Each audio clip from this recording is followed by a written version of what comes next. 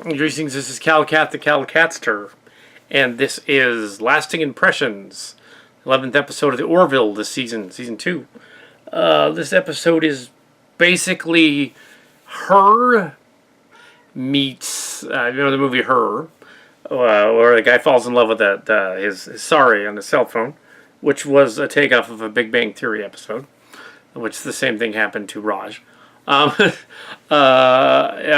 crossed with the inner light, basically. The episode centers around them finding a time capsule in space from Earth, in which it's buried into it as stuff from 2015, and it's now 400 years later, in 2515, or at least I think it's supposed to be. I'm not sure what year it is, but it's about 400 years later, they say in the story. The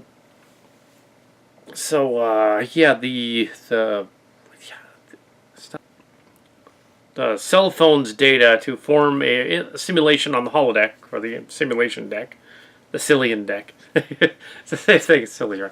On the Orville. Well, it's not the same thing, but it's pretty much. It's a holodeck. Of this girl's life,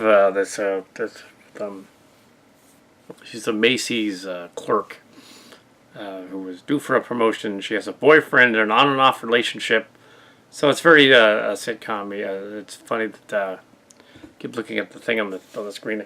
Light and Meester stars from Gossip Girl, I think. Yeah, never watched the shows. Gossip Girl, yeah, So he falls in love with her, basically. He falls in love with her. With the program that he created. He tries to delete the program. Spoilers. Delete parts of the program, but it makes it worse. There's also see, it's turned it back. So we have the B story, in which the Vortis and Clyden discover cigarettes, and they basically spoof the idea of people being addicted to nicotine and stuff like that, which is ironic because, was it ironic? It isn't really ironic. It was coincidental. Mark's Cards and I were just discussing irony and coincidence. It's ironic airing on Fox because Fox used to be all about big tobacco early on. That would make it ironic, and now Fox is airing a show which is making fun of big tobacco. That would be irony. That wouldn't be coincidence. That would be them purposely being, making fun of big tobacco. Okay, so kind of, sort of a coincidence. Anyway, yeah. Unlike the Alanis Morissette song where Fly in Your Drink isn't ironic because, no, it's a coincidence. It's not irony. But in this movie, so this story takes place allegedly in 2015. They allude that they were years away from a climate disaster. They didn't say what. But the original Star Trek did that too. They had like World War III, the eugenics war. Supposed to be the original Star Trek was like the year 1996 was when the Botany Bay was launched.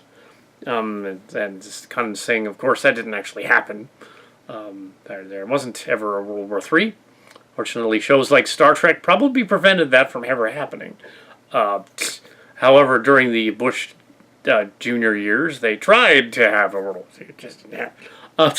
But there's the post-atomic horror, which would be 2050. So that's still in the next generation period. So that would still be a little bit off in the future from now. Hopefully not. Hopefully there's no World War III or post-atomic horror. There certainly wasn't any eugenics war in the 90s.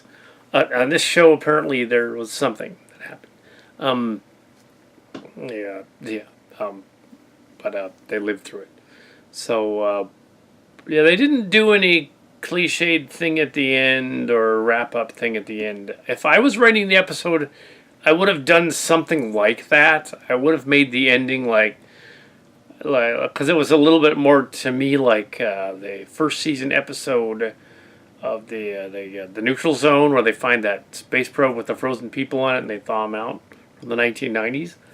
I thought it would be kind of, they sort of did a remake of the Botany Bay, but with more realistic stuff and no space war.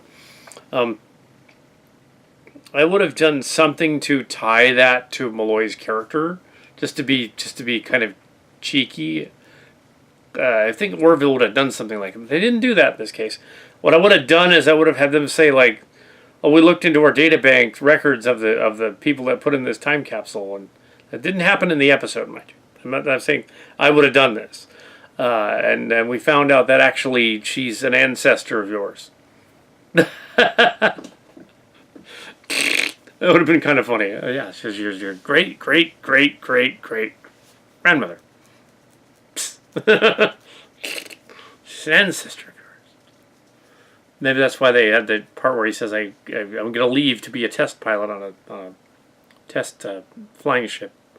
So maybe you could have thrown that line in there. Maybe there was supposed to be a line in there, but they cut it out. No, that's just my guess. That's not actually what happened in the episode. But yeah, it was good. This season's overall overarching template seems to be, let's make this more like a people show, a cerebral show. We'll have a few battle episodes here and there, like the excellent two-parter about the identity, like a Borg episode, but and a little bit of Klingons going on with vampiric Klingons.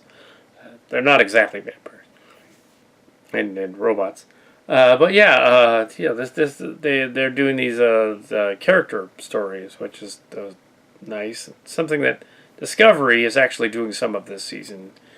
I haven't seen much of season 2, but I hear they've improved it. But all the Star Trek shows needed improvement after a while. They got better. Enterprise was really good in its 4th season, back in the 2000s, 2004, 2005. If I had been like a showrunner back then, I would have said, "Why are you guys canceling the show? Keep it going. Do a 5th season." I would have just immediately said, "5th season. Let's do it." And the Enterprise might have still been on the air. But yeah, and then they might have ordered up another TNG movie. But I wasn't a showrunner. I was just an occasional writer. But yeah, and it was only for a contest for the in the 90s, and I did not get accepted. It was a rejection, but it was a good rejection because the rejection letter said was encouraging.